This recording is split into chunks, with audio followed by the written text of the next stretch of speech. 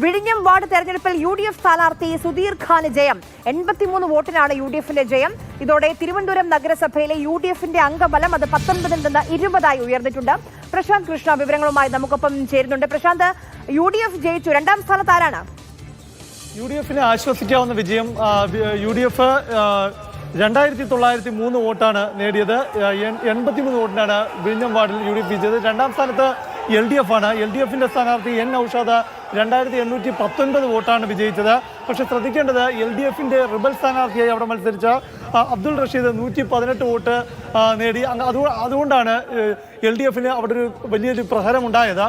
BJP വലിയ മുന്നേറ്റം ആ വാർഡിലുണ്ടായി. മൂന്നാം സ്ഥാനത്താണെങ്കിലും BJPക്ക് 2437 വോട്ട് BJP സ്ഥാനാർത്ഥി സർവശക്തിപുരം ബിനുവിന് നേടാൻ സാധിച്ചിട്ടുണ്ട്. അവിടെ SDPIക്ക് 33 വോട്ട് മാത്രമാണ് വിഴിഞ്ഞം നേടാൻ സാധിച്ചത്. വിഴിഞ്ഞം പുതുതായി രൂപീകരിച്ച വാർഡാണ്. അപ്പോൾ അല്ല പ്രശാന്ത്, ഇപ്പൊ തദ്ദേശ തെരഞ്ഞെടുപ്പിൽ LDFന്റെ ഇടതുപക്ഷത്തെ ഏറ്റവും വലിയ പ്രചാരണ ആയുധങ്ങളിൽ ഒന്നായിരുന്നു വിഴിഞ്ഞം. വിപ്ലവകരമായ വികസനം കൊണ്ടുവന്ന് നാട്ടിലേക്ക് എന്ന് പറഞ്ഞു. പക്ഷെ ആ വിഴിഞ്ഞത്ത് പോലും നിലം തൊട്ടില്ല.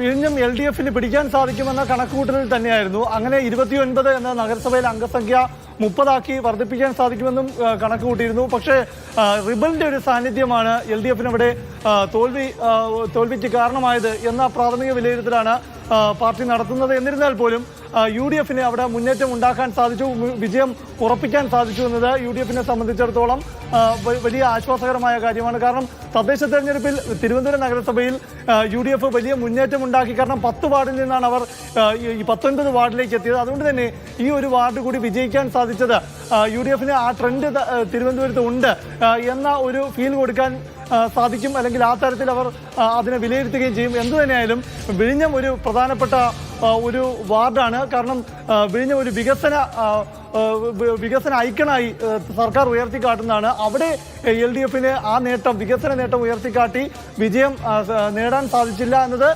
ഒരു രാഷ്ട്രീയ എതിരാളികൾക്കൊരു വലിയ ആയുധം തന്നെയായിരിക്കും. എന്തായാലും നഗരസഭാ ഭരണത്തിൽ കാര്യമായ ഒരു മാറ്റവും ഇതുകൊണ്ടുണ്ടാക്കില്ല. ശരി.